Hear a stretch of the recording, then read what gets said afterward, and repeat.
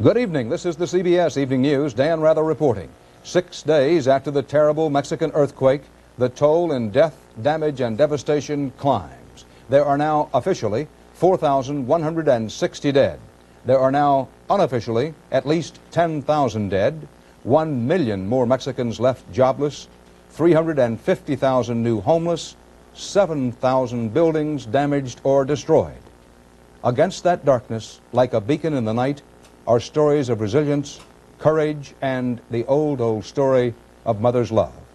Jerry Bowen reports the incredible but true stories of small lives sustained in the shadow of death.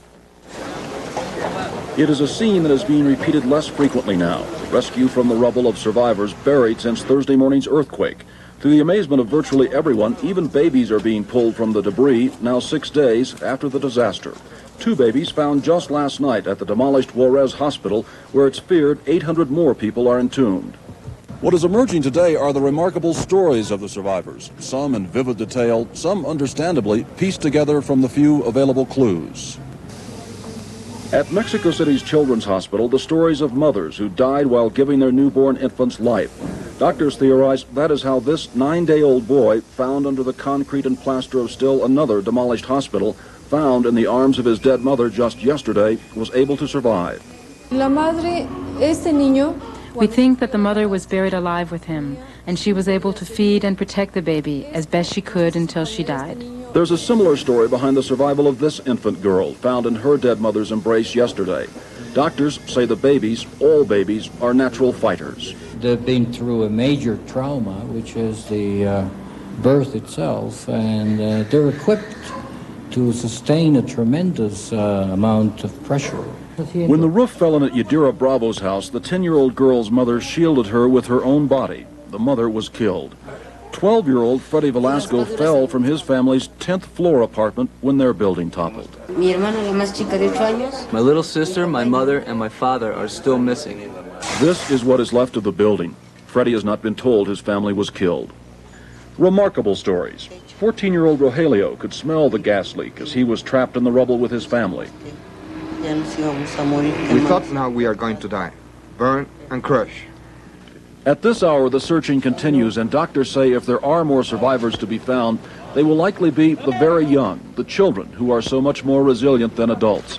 But such discoveries are becoming rare. This afternoon at Juarez Hospital, the searchers could only find bodies. 5 more bodies to add to the death toll. Jerry Bowen, CBS News, Mexico City. CBS News Pentagon correspondent David Martin tonight has confirmed that the U.S. Defense Department has ordered new sweeping measures to combat what it fears is a growing enemy in the ranks. Not the spread of spies, the spread of AIDS. Defense Department officials tell CBS News the Pentagon has decided to screen for AIDS all servicemen going overseas. 500,000 U.S. military men and women are currently assigned overseas, while tens of thousands more are sent overseas each year on exercises. Officials say the decision is a first step toward screening all of the more than 2 million active duty personnel and reflects Pentagon concern that AIDS is an even greater threat to the military than to the general population. There have been about 100 confirmed cases of AIDS in the military, but researchers at Walter Reed Hospital predict the Army alone will discover 1,000 new cases next year. Army Chief of Staff General John Wickham is said to be so concerned about the threat of AIDS that he wants to screen not only all soldiers, but all civilians working for the Army as well. The Pentagon already has begun screening the 25,000 new recruits who enter military service each month. The decision to screen all servicemen going overseas is prompted by fears that men and women whose immune system has been damaged by AIDS will die if they contract malaria or other foreign diseases. Also, AIDS is transmitted by blood, and military officers fear that emergency battlefield transfusions could spread AIDS further if carriers are not weeded out. Finally, Pentagon doctors are unable to rule out the possibility that AIDS can be transmitted as a result of the cramped living and working conditions of many military jobs. If he's in an enclosed space, like a tank or an airplane or a personnel carrier or even a small tent, I'm not confident at all that he can't spread the disease that way. This is another source of AIDS, according to Army researchers, prostitutes in West Germany and South Korea. Pentagon officials say nearly 2/3 of the AIDS cases in the military are the result of heterosexual contact. If present policy holds, AIDS victims who admit to homosexuality will be discharged. But victims who insist they have had only heterosexual contacts will be cared for by the military.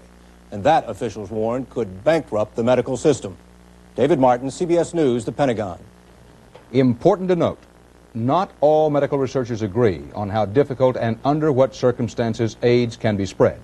The National Centers for Disease Control continues to call AIDS, and I quote, an extremely difficult disease to catch. The Soviet Union came on strong today with yet another new improved PR campaign for its version of what it calls arms control, and a new spokesman pitching a new slogan, something called Star Peace, as opposed to President Reagan's Star Wars. And President Reagan today found himself in the position of commenting on a Soviet proposal that hasn't even officially been proposed yet. Bill McLaughlin charts the latest escalation in the talk about arms control talks. The new men in Moscow have discovered Madison Avenue, and today one of them, Foreign Minister Edward Shevardnadze, brought the Kremlin's new look in public relations to the United Nations. To an audience that included Secretary of State George Shultz, Shevardnadze gave a speech largely composed of old ideas. But the packaging was brand new. There was a gloss, a tone, a style that was light years away from the traditional Soviet Cold War rhetoric. He even brought a catchy new proposal. To counter the sinister plans of Star Wars, the Soviet Union is placing before the international community the concept of Star Peace. Immediately after his speech, the Soviets kept up the propaganda barrage by holding a news conference to propose the creation of an international space agency, a kind of interstellar United Nations. A senior administration official dismissed the Star Peace idea, saying the Soviets may have really out-PR'd themselves this time trying to think up that one. It's really hokey. But other U.S. officials admit the Soviet PR campaign has caught them off balance. On a trip to Tennessee today, President Reagan heatedly pointed out that despite Soviet hints and leaks, they have so far made no formal proposal to cut offensive missiles. Our goal, if we could make it, would be total elimination. But we're perfectly prepared to take whatever neutral reduction we can get with the idea of eventually getting there to zero. Soviet sources say the only way they'll agree to deep cuts in offensive missiles is in exchange for very tight restraints on President Reagan's space defense system. And that would confront Mr. Reagan with one of the toughest choices of his presidency so far, whether to put limits on his dream of Star Wars. Bill McLaughlin, CBS News, the United Nations. Police said today there apparently was only minor injuries when an Eastern Airlines 727 jet aborted takeoff at Washington's National Airport.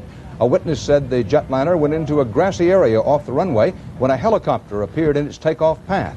The Eastern pilot apparently took action to avoid a collision with the helicopter. A spokeswoman said, as far as we know, there are only minor injuries. Eastern Flight 1500, that's an Eastern shuttle, was destined for New York.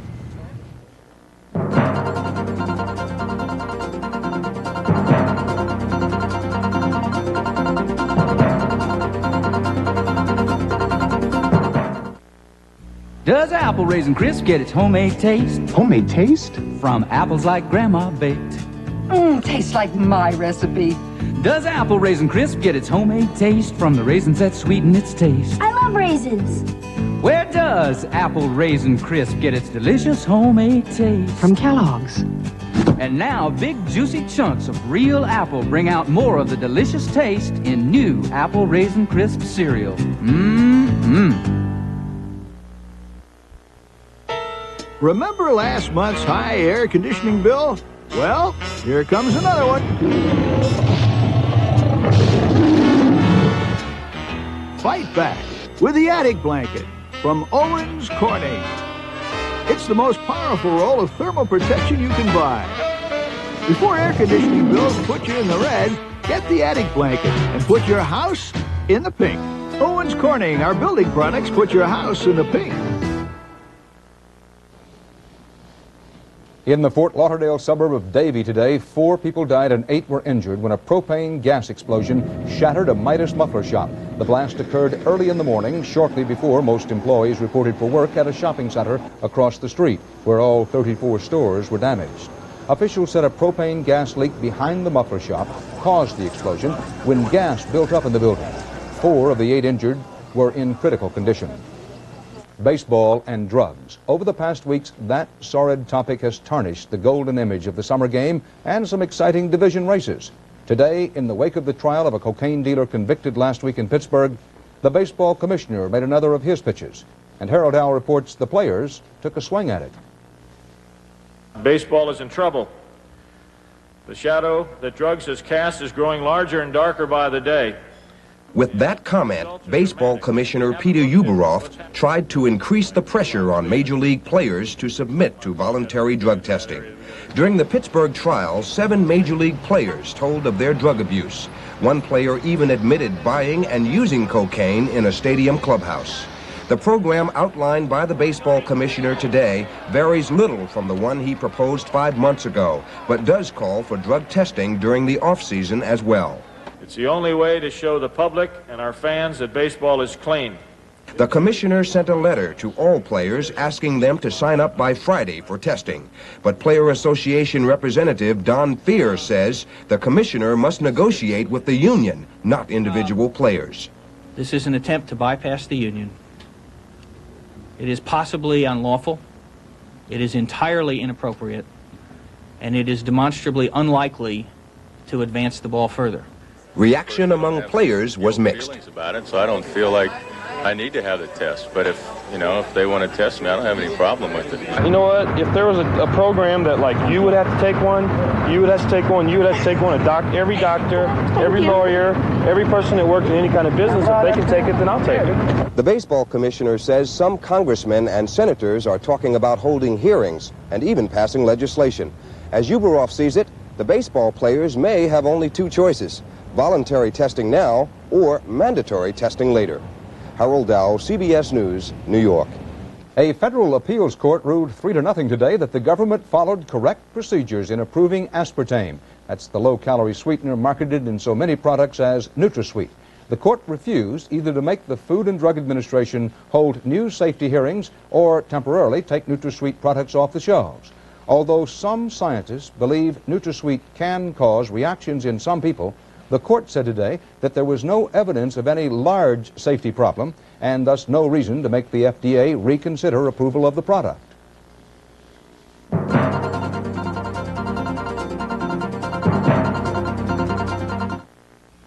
Soon someone who doesn't know anything about you could assign you a new long-distance company. They won't know how much AT&T's clear long-distance connections mean to you. Or our personalized customer service, our worldwide calling. They won't know unless you tell them. AT&T long distance for over 100 years. When you reached out, we were there. And you can keep it that way. If you're asked to choose, make the choice yourself. Send in your ballot. Look here. Fast relief that takes the burn out of heartburn. Ask for Maalox Plus. Nothing works faster. That's because Maalox, America's #1 antacid for excess acid and heartburn, plus simethicone to relieve painful gas pressure, are now combined in great-tasting Maalox Plus. Tablets and liquid, any way you want it. Maalox Plus takes the burn out of heartburn. Try Maalox Plus. President Reagan today again pressed his attacks against Congress, campaigning for his brand of federal tax system overhaul. He took it on the road to Tennessee and said his tax plan would create 4 million new jobs nationwide. But as White House correspondent Leslie Stahl reports, a lot of the talk today in a lot of places, and especially in Tennessee, isn't about the new jobs to be had from tax overhaul. It's about the old jobs going abroad by the thousands because of trade policy. The president came to the Sun Belt, to Tennessee, an area Republicans have been raiding away from the Democrats. But the Sun Belt is textile country, where more than 200 mills have closed down since 1980 because of foreign imports. The president came here to plug tax reform, not to debate the trade issue, which appears to be turning many free trade Southerners into protectionists. This factory makes baby booties, but Korean textile workers copy their designs and flood the U.S. market. I've worked here when we have worked 10 hours a day, 6 days a week before. And right now we're down to 4 days a week, and I think it hurts everybody in here. I think a stampede toward protectionism is much better than the stampede of American jobs leaving this country, which the president with his present policies is leading. 27 miles away, the president was greeted warmly at a rally where he talked tax reform and the economic recovery. Our economy, the American economy, has never been stronger, never been bigger, and never been better. The president did not address the issues of foreign imports or loss of American jobs. But the Democrats see the trade issue with an emphasis on jobs as a way to win Southern whites back to their fold. The president is turning over the issue of security of jobs, security of industry, the macho-ness of this to the Democratic Party. We love it. We're taking it. Reagan administration supporters argue the issue could backfire. Whatever jobs you gain by protecting one particular sector of the industry in this country, you're obviously going to have a secondary effect where other industries will lose jobs as a result of that kind of protectionism. Tennessee continues to lose textile jobs, but it's fighting back, not by keeping the foreigners out, but by bringing them in, their factories and their techniques. Since the 1970s, 19,000 new manufacturing jobs. Leslie Stahl, CBS News, Athens, Tennessee.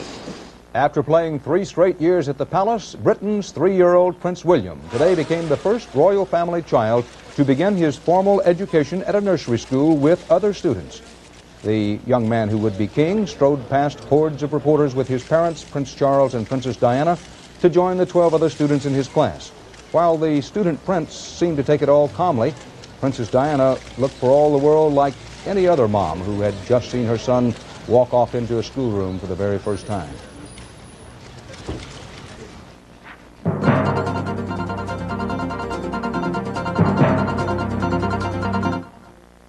Mommy, Daddy's here! When the Ross's TV set was stolen, it was 5 years old. But Etna didn't quibble. Etna replaced it with a brand new model. Etna, I'm glad I met you. Thanks to Etna's home replacement guarantee, the Gilberts were able to rebuild their home, even at today's inflated prices. Etna, I'm glad I met you. If this is the kind of complete coverage you want, maybe it's time you met Etna. Etna, I wish I'd met you. The Remington microscreen shaves as close as a blade, or your money back. Look, no cord. It's rechargeable. It never needs a cord because this convenient charger stand keeps it continually charged. The Remington microscreen shaves as close as a blade, or your money back. Here's why. The first screen shaves incredibly close. The second even closer. The Remington microscreen rechargeable shaver shaves as close as a blade, or your money back. And the Lady Remington rechargeable, the perfect gift. Shaves without a cord. The Labor Department today reported that for the 4th straight month, the Consumer Price Index rose just 0.2% in August. That put inflation for the first 8 months of the year at an annual rate of 3.3%, pointing to prospects of a 1985 inflation rate, which could be the lowest in almost 20 years. The report said that while housing costs in August were up sharply, grocery and energy costs fell. One consistent factor in the Consumer Price Index, the health care component, has outpaced inflation overall since 1981. While government and private agencies track the fever chart of rising medical costs, there is evidence some of the inflationary pressure is unnecessary. Tonight, in the first of 3 investigative reports on trouble in the American medical system, Bill Redeker looks at an RX for the 80s, fighting medical fraud. Ronald Williams says he's a victim of medical fraud, medical greed. He was treated for an ingrown toenail, but eventually suffered much more. Ultimately, they had to cut off most of my foot. Most of your foot? Yes. I have a heel and a little foot left. When Williams visited the Family Foot Care Center of Cleveland, doctors told him they had to cut a tendon in his foot before removing the toenail. Infection set in, then gangrene, and finally, amputation. Federal prosecutors say the foot care centers made millions of dollars performing costly and unnecessary surgery. Although the Williams case may be particularly graphic, it is not unique. Authorities say medical fraud is increasing, and this case is representative of a new, more dangerous type of fraud we all pay for. The majority of cases that I was involved in, as far as investigations were concerned, involved doctors submitting claims for services they were absolutely not doing. Now I've seen the trend change where doctors are doing the services knowing that many times they weren't necessary.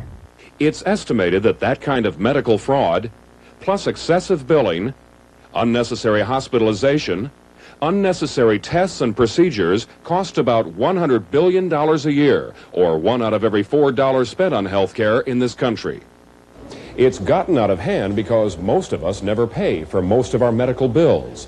Private insurance companies and the government usually foot the cost, and few, if any, questions had ever been asked. Doctors, hospitals, and other healthcare providers had a virtual blank check.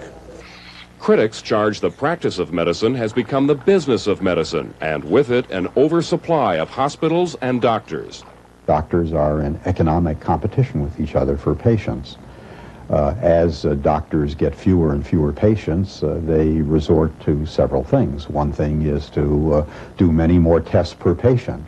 Another thing they may do is to do unnecessary surgery. I think fraud exists in the sense of willful, deliberate misrepresentation, overbilling, billing for services not rendered. Yes, of course that exists. I suspect that it is very small in amount. Perhaps, but at Chrysler Corporation, the company saved $58 million, or 13% of its medical budget last year, by aggressively pursuing unnecessary costs. We discovered unbelievable waste and abuse and terrible problems even in the fraud area. This is what Chrysler found. Doctors ordered the equivalent of 5 tests a year for each employee, whether they needed them or not. Chiropractors routinely increased the number of x-rays by 15% per year. Hospital charges for an average stay varied from $3,000 to $6,000. My own view is that you can reduce the cost of health care in this country by at least 25%. How do you do that? Eliminate unnecessary hospitalization, eliminate unnecessary testing. We have instances that we've studied for some of our major corporate accounts in the United States where people went into the hospital unnecessarily, had a test done that they didn't need to have done, and died as a result of the test. After losing most of his foot, Ronald Williams says his only recourse is to sue for malpractice, an increasingly sought-after remedy. In our next report, malpractice and who pays. Bill Redeker, CBS News, New York.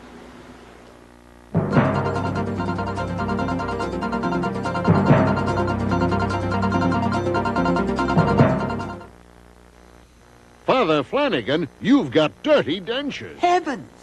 I just soaked them. Soaking's not enough. That's why your dentures are dirtier than they should be. Brushing with new Denture Cream cleans denture film much better. Look, when tested against Efferdent, Denture Cream denture toothpaste gets dentures much cleaner. Nearly twice as clean. So don't get caught with dirty dentures. Brush them clean with new improved Denture Cream or Mouthwash Fresh Denture Gel. It's a miracle. Your days go by fast. Your work never seems to end.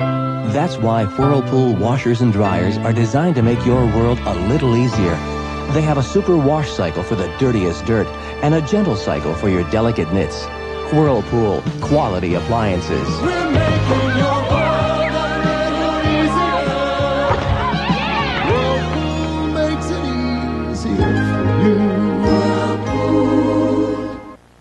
That spicy barbecue buffalo burger has started to send you smoke signals. Alka-Seltzer to the rescue. Alka-Seltzer relieves the acid indigestion that's hot on your trail and also quiets the tom-toms in your head. So when your stomach and head go on the warpath, send Alka-Seltzer to the rescue and bring peace to your body fast. Alka-Seltzer to the rescue. Today's economic reports from Washington are encouraging, but do not fool yourself. It's still a maze out there, full of dangers, pitfalls, and unpleasant surprises. And as Charles Osgood reports, what the lessons of decades teach us, the best way to play the capitalist game is by the rules. The most cutthroat capitalists are not the ones on Wall Street. You've got to go hard. You've got to kill someone while you can. No, the most cutthroat capitalists, the ones most obsessed with acquiring wealth and driving others into bankruptcy, have been the ones right here, with their eyes on the big board. Is the timekeeper ready? Go! This was the 6th World Championship of Monopoly. 20 national champions of the classic board game competed through the semifinal rounds here in New York. I'll take that. Monopoly was a fantasy of the late Charles Darrow in the depths of the Depression, when he, like so many Americans, had no money and could only dream of wealth and property. Darrow took his game idea to Parker Brothers, who at first turned him down. Let's do our question here. Yeah. Too complicated, they said. Too many rules. Pay him the exact amount of money he paid you, and conduct an auction. But finally, in 1935, just 50 years ago, Monopoly was launched. Any advance on that? It was an instant hit, and Darrow's fantasy of wealth made him a millionaire. 130 for each house. Monopoly is the most popular copyrighted board game in history. It's been played just about everywhere, even underwater. There are 19 foreign language versions, and it is played in more than 80 countries. This more expensive. Monopoly is banned in Cuba and the Soviet Union, however. Too capitalistic, you know. And do the good players feel bad about bankrupting their opponents? Not in the least. Not at all. I'm happy that I'm winning the game. Monopoly is like real life in that luck plays a role and skill as well. It's unlike life in that you can buy houses and hotels dirt cheap. There you are. In Monopoly, as in real life, we Americans may have invented the game, but the foreigners seem to beat us at it. Today, in the finals in Atlantic City, at the corner of Boardwalk and Park Place, the finalists were from Britain, Peru, Australia, Austria, and Japan. And the Englishman won. Jason Bond, the new World Monopoly Champion. The winner gets $15,140 in real money, the equivalent of the total money in a Monopoly set. The losers go directly home. Do not pass go. Do not collect $200. Charles Osgood, CBS News, New York. And we'll be going home directly with them. Dan Rather reporting from New York. Thank you for joining us. Good night. Which cereal has more vitamin nutrition than any other? Kellogg's Product 19 cereal. But you'd never guess. Oh. Because Product 19 vitamins are flaky, bumpy, crispy, crunchy. And taste so good. Product 19 goodness comes from corn, oats, wheat, and rice. Delicious. Kellogg's Product 19. Flaky. Bumpy. Crispy. Crunchy. Mmm. Tasty vitamins. At some places that sell computer equipment is all you get. But Entree Computer Centers give you something extra. People who are with you every step of the way. Entree consultants and software experts who make sure you get what's best for your business. Entree instructors, installers, technicians. At Entree, you get more than leading brands of equipment and software. You get people who help you get the most out of it for as long as you own it. At Entree Computer Centers, we're with you every step of the way. Lunchtime. Everybody's in a hurry. If I'm going to get them back to work on time, I got to stay on my toes. And if there's one thing I don't want, it's a lot of caffeine. So Sanka's the only coffee on my coffee break. Now that's a good cup of coffee. And like I said, Sanka doesn't have all that caffeine. That way, I can give them fast service with a smile. The coffee that lets you be your best. Sanka brand decaffeinated coffee.